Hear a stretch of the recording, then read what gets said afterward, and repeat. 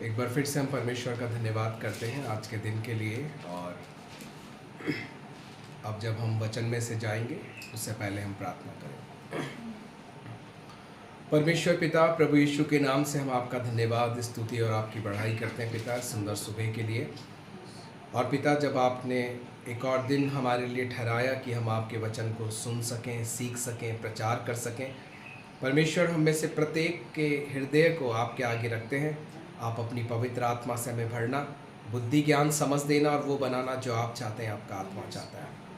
परमेश्वर, सुनने वालों को समझ और बुद्धि देना प्रभु, और सबका हृदय आपके वचन के लिए खुल जाए और पवित्र आत्मा का काम।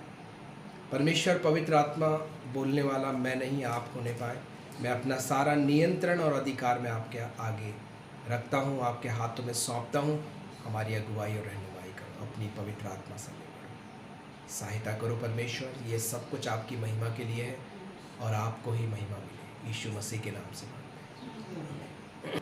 आज का जो हमारा टॉपिक है वो है सेल्फ कंट्रोल। कुलुसियों उसका पहला अध्याय और उसके 9वें पद से।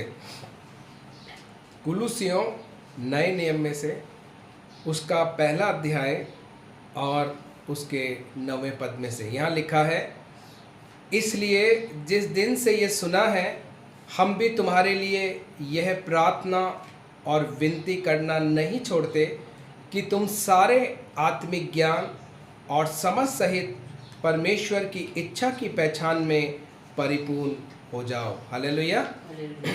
परमेश्वर आशीष दे इन वचनों के पढ़े और सुने जाने पर। परमेश्वर का वचन आज हमें कह रहा है कि हम भी तुम लोगों के लिए प्रार्थना करना क्या है, नहीं छोड़ते।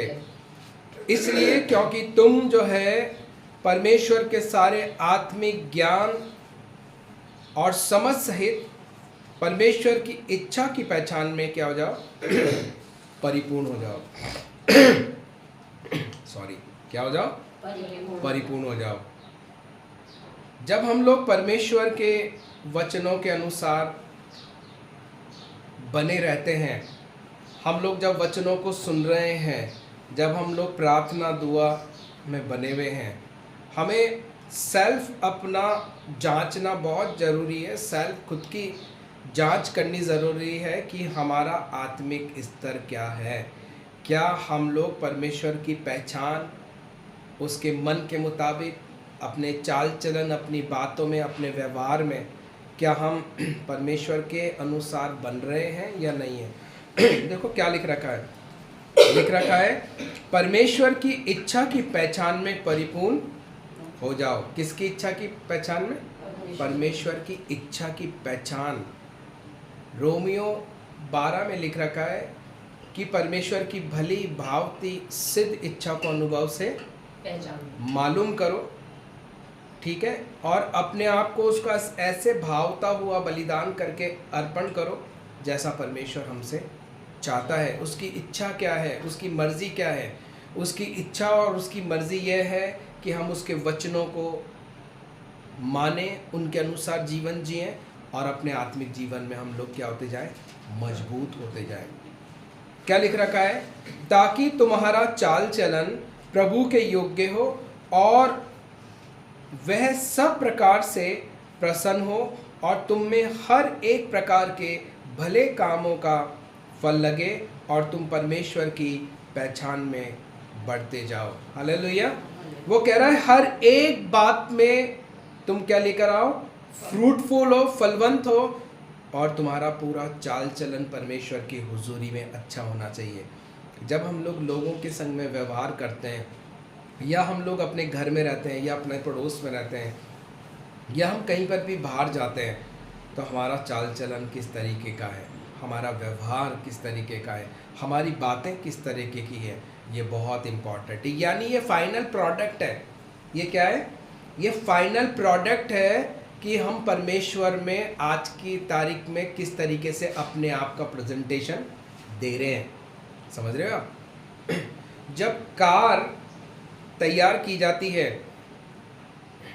तो उसके सारे पार्ट्स अलग होते हैं, ठीक है, और उसके बाद में वो असेंबल होने के लिए एक जगह आती है, और उसके बाद में इंजन बनाने वाला इंजन का काम करता है, उसको पूरी तरीके से तैयार करता है, उसकी पूरी वायरिंग की जाती है, पूरा एक खोखा होता है उसमें पूरी वायरिंग की जाती है।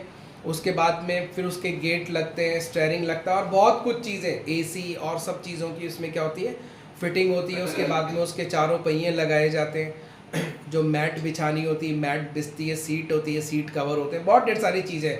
जब जाके फाइनल रूप में कार क्या होती है, तैयार होती है। और वहाँ पर भी नहीं, उसके बाद में जो उनके शोरूम होते हैं, जो डीलर होते हैं, वहाँ पर वो कार पहुँचाई जाती है और उसके बाद में वो शोरूम के अंदर पूरी परफेक्ट करके कार लेने के लिए क्या होती है, तैयार होती है। और जब हम शोरूम में जाते हैं और शोरूम में देखते हैं कि वो कार किस तरीके से डिस्प्ले में फाइनल रूप से लगाई जाती है, फिर लोग बाग उसका गेट खोल के देखते हैं, बैठ के देखते हैं, उसके संग फ़ोटो खिंचवाते हैं, फील गुड होता है उनको कि हमको कौन सा लेना चाहिए, उसका फीचर्स, बहुत ढेर सारी चीज़ें देखने के बाद में वो डिसाइड करते हैं कि हमें कौन सी कार लेनी चाहिए।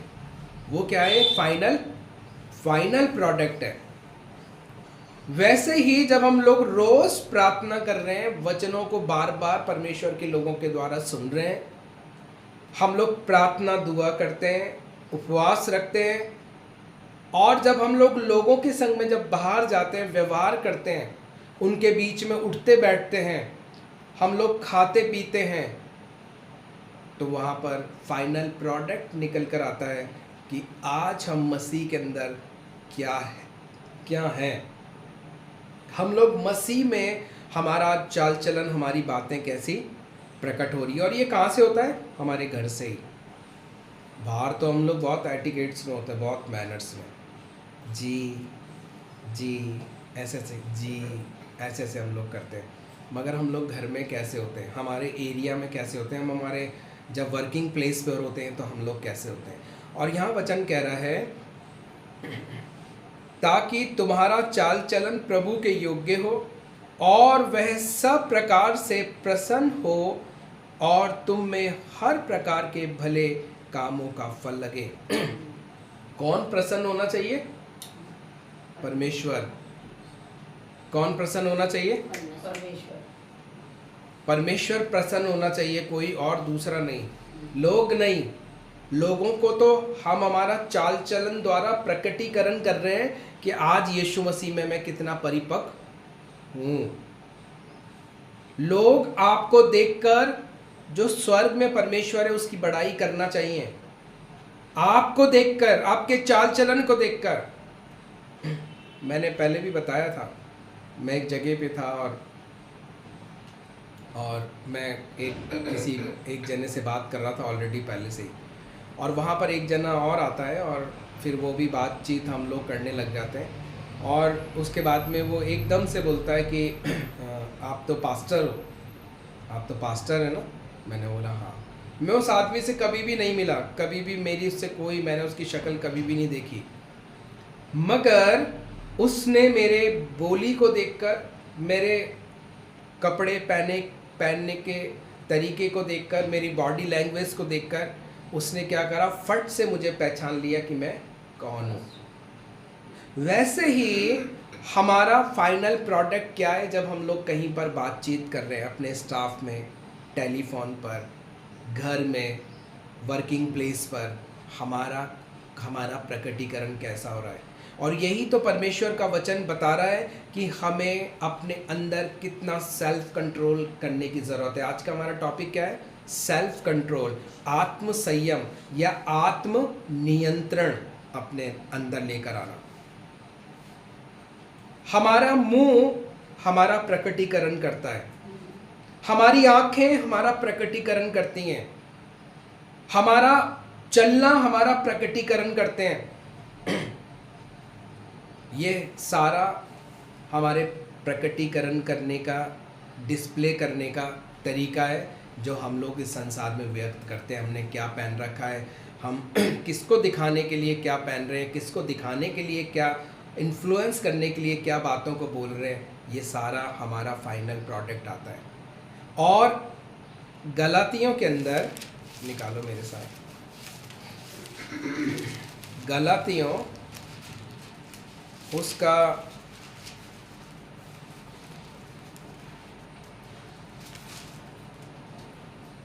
उसका 5वां अध्याय, गलातियों उसका 5वां अध्याय, और उसके अंदर उसके 22 पद में देखो क्या लिखा है।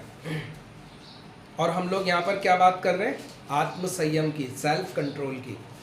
यानी हम लोग जब परमेश्वर में आ गए, और वहां पर वचन क्या कह रहा है? परमेश्वर की पहचान में, 2 बार आया है शब्द, समझ में, ज्ञान में।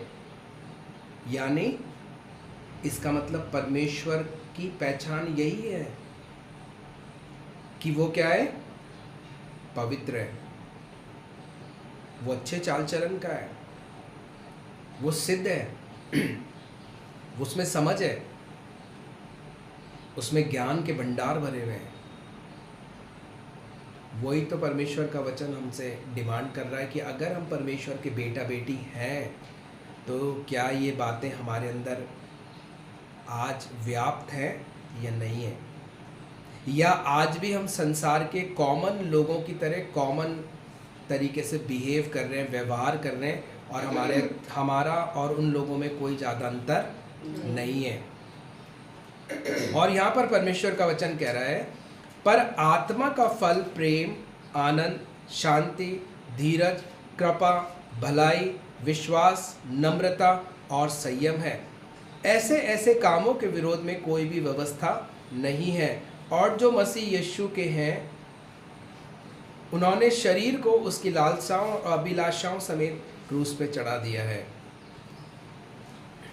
यदि हम आत्मा के द्वारा जीवित हैं तो आत्मा के अनुसार चले भी। परमेश्वर का वचन साफ कह रहा है कि ये जो चीज़ें हैं हमारे अंदर, यानी हम लोग अनकंट्रोल हो जाते हैं, हम असंयमी हो जाते हैं, हमारा कुछ खुद का कोई सेल्फ डिसिप्लिन नहीं है, हमारा खुद का कोई जीवन जीने का कोई तरीका नहीं है, तो इसका मतलब हम लोग अनकंट्रोल हैं, हमारा कोई कंट्रोल नहीं है। किसके ऊपर? हमारे माइंड पर, हमारे हृदय पर। हम लोग अनकंट्रोल लोग हैं, हम लोग बिल्कुल भी कंट्रोल में नहीं है वचन पढ़ने के बाद में भी।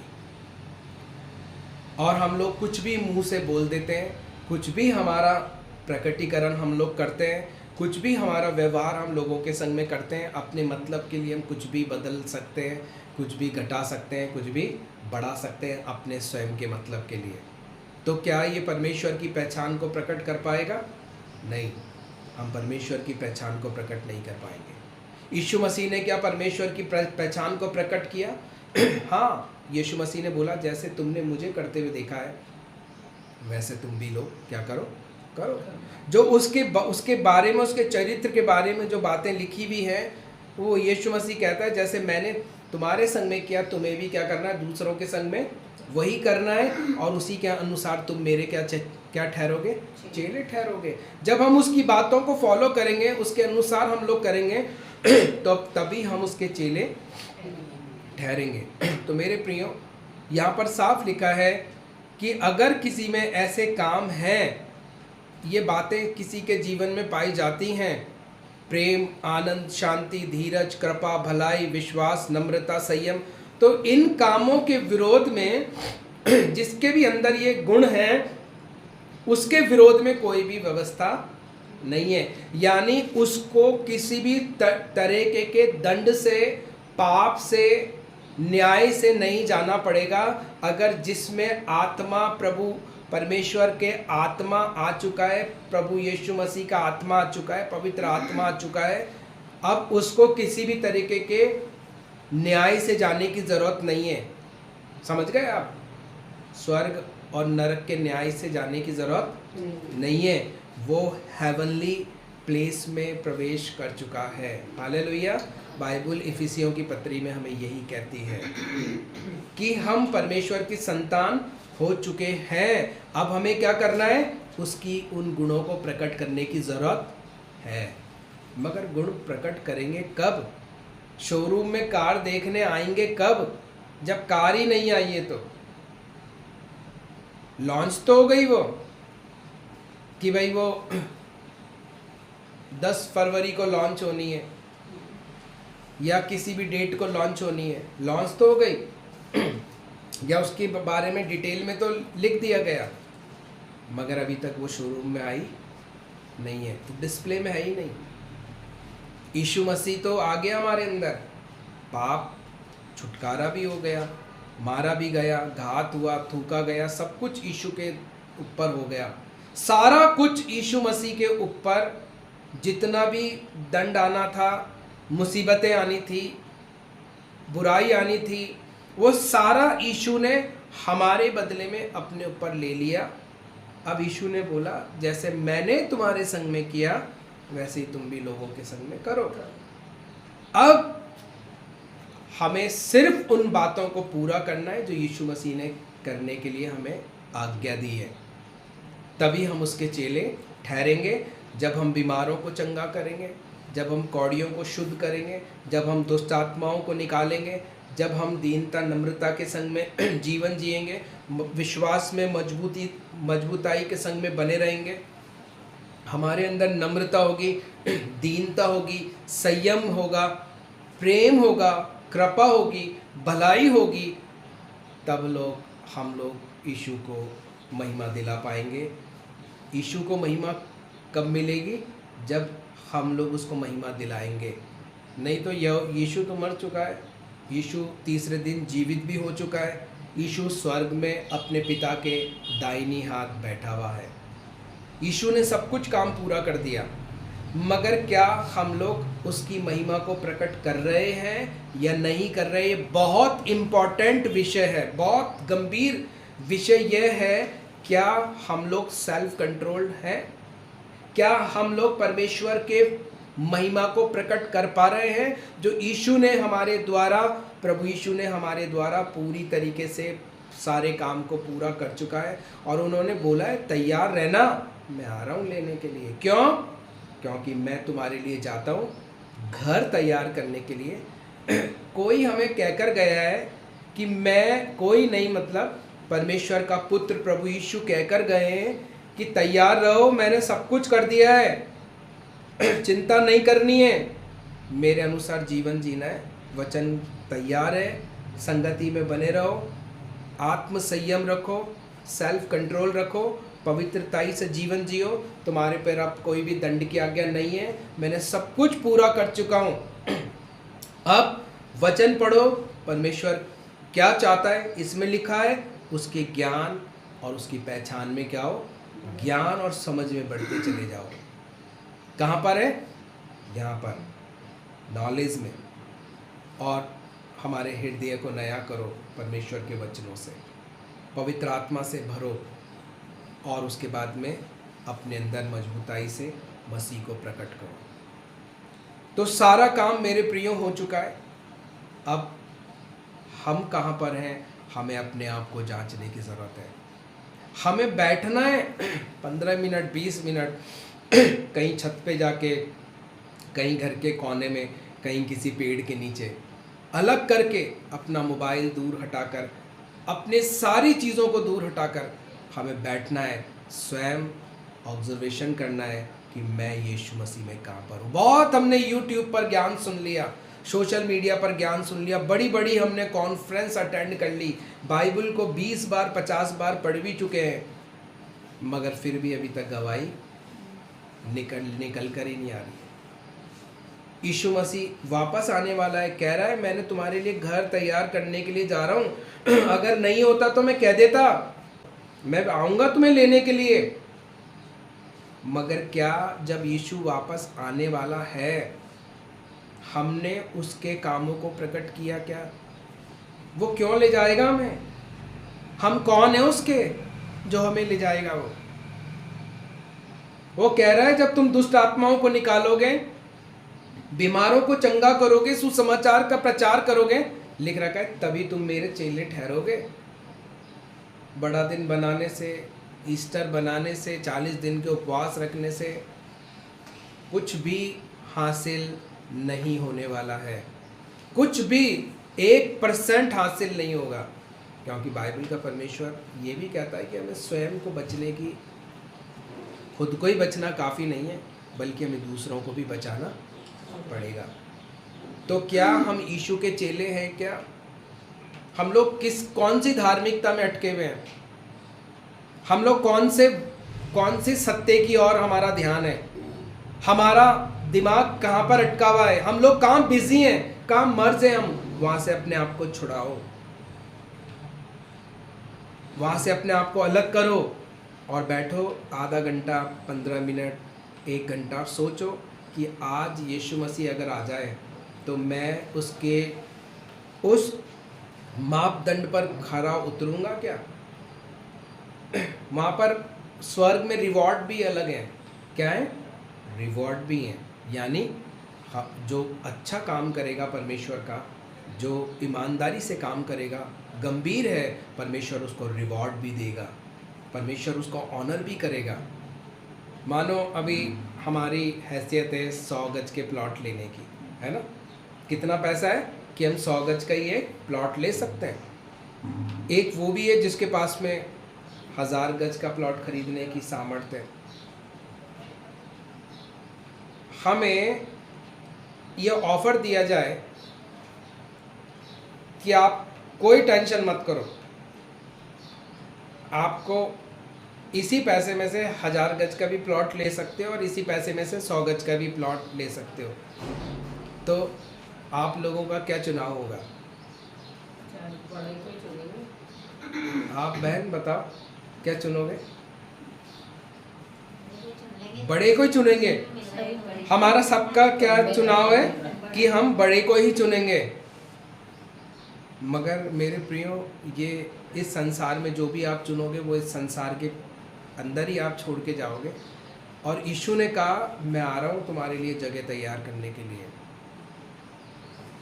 पौलुस कहते हैं कि दौड़ो ऐसे कि मुकुट पाओ। इस तरीके से हमें दौड़ना है कि हम क्या पाएं? मुकुट पाएं, जीतें। दौड़ में तो सब दौड़ रहे हैं मगर इनाम एक ही जना ले जाता है। फर्स्ट सेकंड भी आ जाते हैं, थर्ड भी आते हैं, मगर ऐसे दौड़ो, ऐसे अपने आप को परमेश्वर के आगे प्रेजेंट करो, ऐसे दूसरों के आगे अपने आप को प्रेजेंटेशन करो कि मेरा यीशु महिमा पाए, मेरा यीशु सबसे ऊपर रहना चाहिए मेरे जीवन से। मुझे अगर कोई पहचाने तो ये पहचानना चाहिए कि यीशु का ये दास है, प्रभु यीशु को ये मानता है, प्रभु यीशु के नाम से चंगाई करता है। मेरी गवाही ये होनी चाहिए, तब मैं परमेश्वर की पहचान में पहचाना जाऊंगा। अभी तो मैं स्वयं ही नहीं अपने आप को खोज पा रहा हूं कि मैं कहाँ। अभी तो मेरा खुद का ज्ञान ही अधूरा है। अभी तो मैं अपने आप को पवित्र करने में, बुद्धिमान बनाने में, सिद्ध बनाने में लगा हुआ हूँ कि मेरे पास में कोई ऊपर से पावर उतरेगा और उसके बाद में मैं सिद्ध हो जाऊंगा और उसके बाद उस सिद्धता को आगे प्रकट करूंगा। नहीं नहीं नहीं, सिद्ध यीशु मसीह है। उसने बोला है जाओ मेरे नाम से दुष्ट आत्मा निकाल। लिख रखा है विश्वास करने वालों में ये क्या होंगे? चिन्ह, मात्र चिन्ह। पावर जनरेट करने की मशीन नहीं है। उसने बोला सिर्फ विश्वास करने वालों में चिन्ह होंगे कि दुष्ट आत्माओं को निकालोगे, बीमारों को चंगा करोगे, कोढ़ियों को शुद्ध करोगे, मुर्दों को जिलाओगे, सुसमाचार प्रचार करोगे और लोगों को बचा लोगे, तो तुम मेरे चेले ठहरोगे। मेरे प्रियो, परमेश्वर हमसे बहुत बड़ी डिमांड नहीं कर रहा है। वो एक ही बात कर रहा है कि करना शुरू करो, प्रयास करना शुरू करो, काम करना शुरू करो। अपने आप को माला की तरह फिरोते ही मत रहो, बल्कि काम करना शुरू करो। परमेश्वर के आँखों की पुतली हम लोग बन चुके हैं, अपने आप को ज़्यादा कुछ बनाने की ज़रूरत नहीं है। परमेश्वर हमारी चिंता आप करते हैं। हमारा क्या स्वर्ग की पुस्तक में नाम है? क्या परमेश्वर का आत्मा हमसे बातचीत कर रहा है? क्या हम लोग परमेश्वर के भूखे और प्यासे हैं? क्या हम लोग अपने मोहल्ले में, अपने एरिया में, अपने रिश्तेदारों, परिवारों के लिए प्रार्थना कर रहे हैं?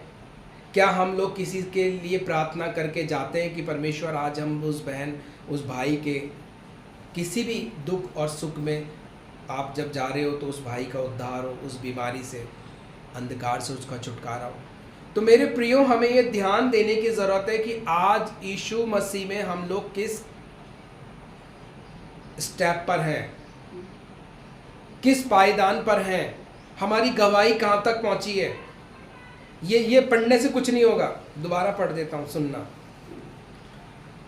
तुम सारे आत्मिक ज्ञान और समझ सहित परमेश्वर की इच्छा की पहचान में परिपूर्ण हो जाओ। अब मैंने पढ़ दिया, कैसे होगे इच्छा में परिपूर्ण, कैसे समझ में परिपूर्ण होगे। अब देखो आगे और पढ़ता हूँ। ताकि तुम्हारा चाल चलन प्रभु के योग्य हो और वह सब प्रकार से प्रसन्न हो और तुम में हर प्रकार के भले कामों का फल लगे। अब यहाँ पर तो लिख रखा हर एक प्रकार के भले कामों का फल लगे। अभी आपको किसी ने बोल दिया बहन ये झाड़ू निकाल देना, और दूसरे लोग आपको देख रहे, आपको लगा यार भैया ने मेरे को ही क्यों बोला झाड़ू निकालने के, है ना। आपका क्या हो गया, स्वाभिमान पर ठेस लग गई। बहुत ढेर सारी बातें ऐसी हमारे जीवन में जो मिथ्या और बेकार की हैं। बहुत जल्दी हम क्रोधित हो जाते हैं, बहुत जल्दी हम हर्ट हो जाते हैं, हमें एकदम से हमको बुरा लग जाता है, एकदम से चिंता आ जाती है। ये मसीह का स्वभाव नहीं है। अभी तक हम लोग संसार के स्वभाव में ही घूम रहे हैं। अभी हमारे अंदर प्रेम डेवलप नहीं हो पाया, समझ नहीं है, नम्रता नहीं है, धीरज नहीं है, प्रेम नहीं है, भलाई नहीं है, कृपा नहीं है, संयम नहीं है, कुछ भी। अभी हम लोग कहाँ पर किस पायदान पर हैं हम लोग, हमें सोचने की ज़रूरत है और उसके अनुसार हमें अभी से ही करते रहने की ज़रूरत है।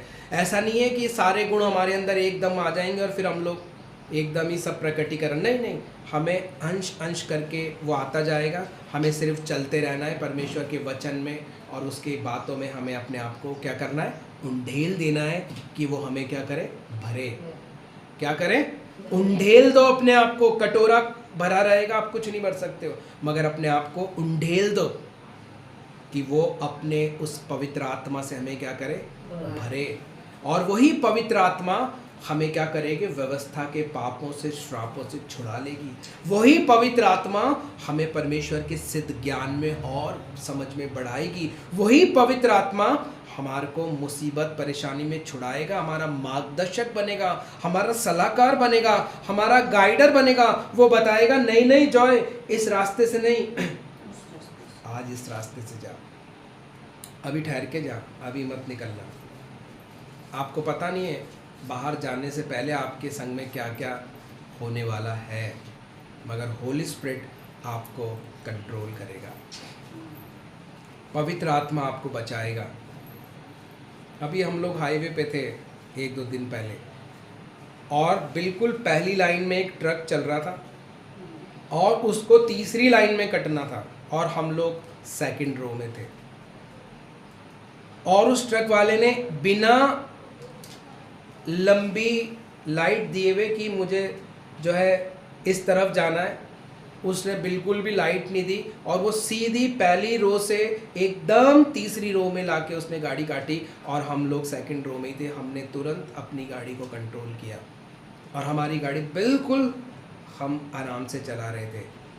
कोई अनकंट्रोल हमारी कार नहीं थी, नहीं तो 100% हम लोग उसमें जाके घुसते और ट्रक वाले का तो क्या होना था।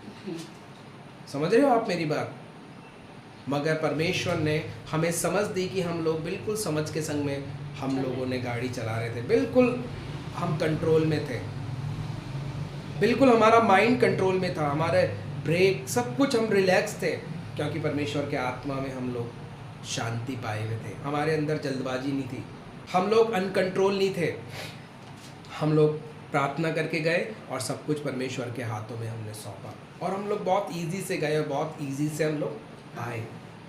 तो मेरे प्रियो, जब हम लोग परमेश्वर में पूरी तरीके से भरोसा रखकर चलते हैं, पूरा अपना नियंत्रण और अधिकार परमेश्वर के हाथों में सौंपते हैं। कैसे सौंपेंगे? वचन जैसा बोलता है उसके अनुसार, शांत रखने के अनुसार। मुंह से गंदा नहीं बोलना है, अपने माइंड को, अपने आप को चुप कर लो। बाइबल में लिख रखा है वैसे ही मन क्या होगा, सुधर जाएगा अपने मुंह को चुप रखने से,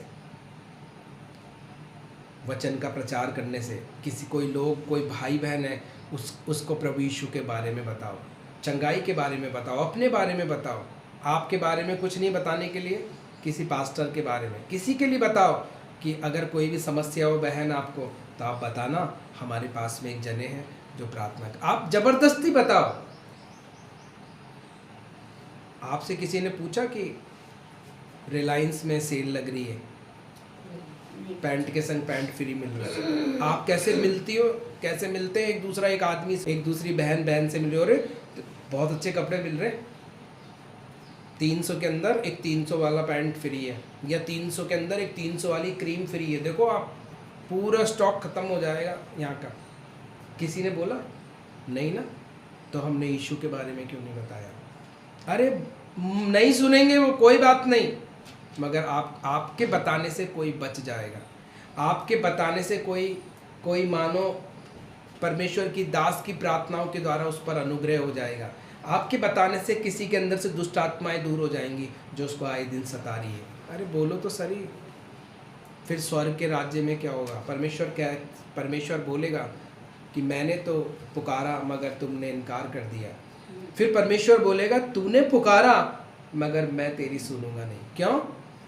क्योंकि तूने मेरा इनकार कर दिया। मैंने बोला था तेरे को सुसमाचार प्रचार करने के लिए, मगर हम लोग क्या बोलते हैं, नहीं जी देखो मैं तो बोलता ही नहीं हूँ। क्यों बोले?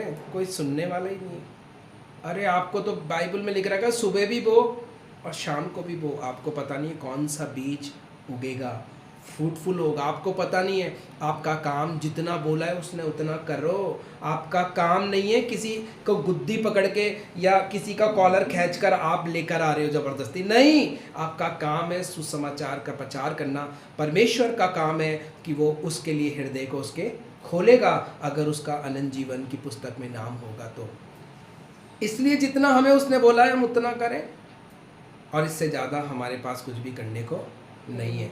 इसलिए मेरे प्रियो, आज का जो विषय है वो बहुत इम्पॉर्टेंट है कि हमें सेल्फ कंट्रोल अपने अंदर रखते हुए परमेश्वर के वचनों के अनुसार जैसा उसने कहा है हम उसको पूरा करें।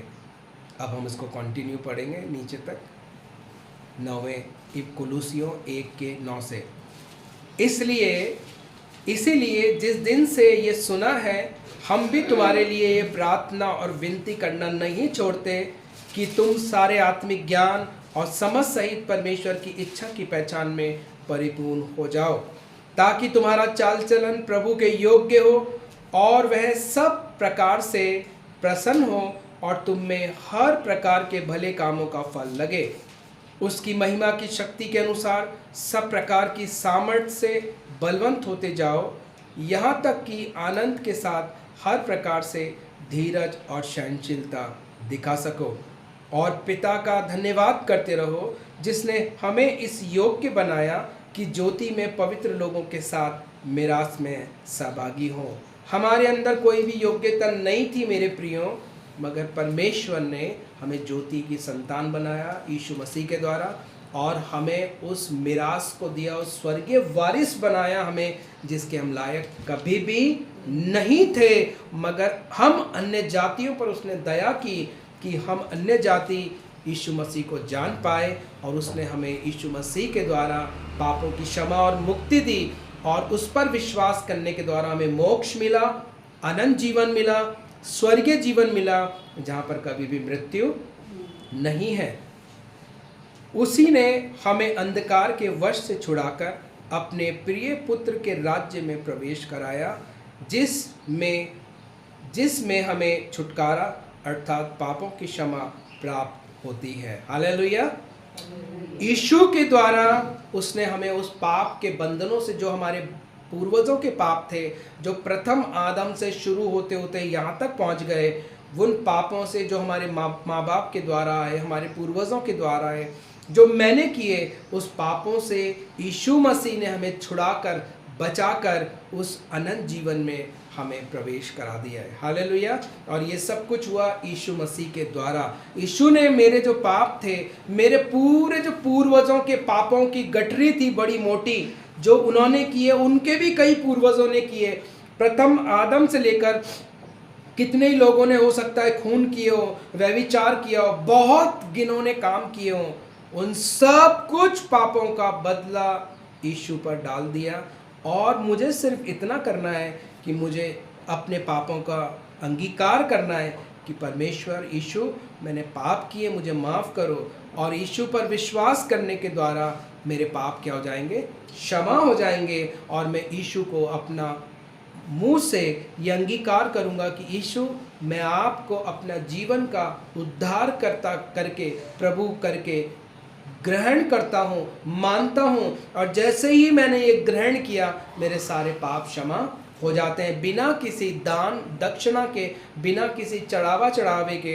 ये सारा आत्मिक प्रबंध है जो सारे धर्म ग्रंथों में लिखा हुआ है कि हम इसको पढ़कर उसका सही भावार्थ निकालकर हम यीशु पे विश्वास करने के द्वारा हमें अब कोई बलिदान चढ़ाने की ज़रूरत नहीं है, क्योंकि यीशु खुद हमारे लिए बलिदान चढ़ गया और हमें हमेशा के लिए उसने मोक्ष दे दिया, अनंत जीवन दे दिया। तो इसलिए यीशु ने जैसे अपने अंदर संपूर्ण बातों को परमेश्वर की पूरी किया, वैसे ही मेरे प्रियो हमें परमेश्वर की सारी बातों को मानते हुए, करते हुए उनको पूरा करना है कि हम आत्म संयम के साथ में रहते हुए उस स्वर्ग में प्रवेश कर जाएं और उसकी इच्छा को अपने जीवन में पूरी करें। परमेश्वर आप सबको इन वचनों के द्वारा आशीष दें, आप सबकी समझ की आंखें ज्योतिर्मय हो और आप परमेश्वर के वचन में सिद्ध हो, उसकी पहचान, उसकी ज्ञान में आप क्या हो, बढ़ते चले जाओ। प्रभु आप सबको आशीष दे। यीशु के नाम में मैं भी आपको आशीष देता हूँ कि आपके हृदय में वचन 100 गुना फलों को लेकर आए और आपकी समझ की आंखें ज्योतिर्मय हो। प्रार्थना करेंगे। परमेश्वर पिता, यीशु के नाम से मैं आपका धन्यवाद करता हूँ, जो वचन का बीज बोया गया है परमेश्वर, वो 100 गुना फलों को लेकर आए। और परमेश्वर पवित्र आत्मा, मैं आपसे विनती करता हूँ, निवेदन करता हूँ पिता, कि जितने भी लोग इसको सुनते हैं शुरू से आखिर तक इसको गहराई से सुने और उनका उद्धार हो और उनका छुटकारा हो सके। पिता आपसे विनती है, निवेदन है, आग्रह है पिता, आप ऐसा होने में सहायता मदद करें। जितने भी दुखी और परेशान हैं पिता, यीशु के नाम से वो चंगे हो जाए, उनका उद्धार हो जाए, उनका छुटकारा हो जाए और यीशु के नाम से वो भले भांति चंगे होकर, उद्धार पाकर, दुष्ट आत्माओं से आज़ाद होकर वो प्रभु आपके अनंत जीवन में प्रवेश कर सके, उनका उद्धार हो सके, उनको चंगाई मिल सके और छुटकारा मिल सके। प्रभु ये सारी प्रार्थना, विनती, निवेदन हमारे जीवन के उद्धारकर्ता यीशु मसीह के नाम से मांगते हैं। अब हमारे परमेश्वर पिता का प्रेम, प्रभु यीशु मसीह का अनुग्रह और पवित्र आत्मा की सहभागिता आज से लेकर प्रभु यीशु के द्वितीय आगमन तक हर एक पवित्र लोगों के संग, विश्वासी मंडलियों के संग, विशेष healing mind church and ministry के संग, यीशु मसीह के द्वितीय आगमन तक परमेश्वर का प्रेम सब लोगों में बना रह सके, यीशु का अनुग्रह सब पर होने पाए और पवित्र आत्मा की सहभागिता में हर एक जना चलने पाए। प्रभु यीशु के नाम से मैं सब कुछ होने के लिए यीशु के नाम में आशीष देता हूँ। हाँ और आमीन में इस प्रार्थना, विनती, निवेदन को यीशु के नाम से पूरा होने के लिए बोलता हूँ। आमीन, आमीन और आमीन।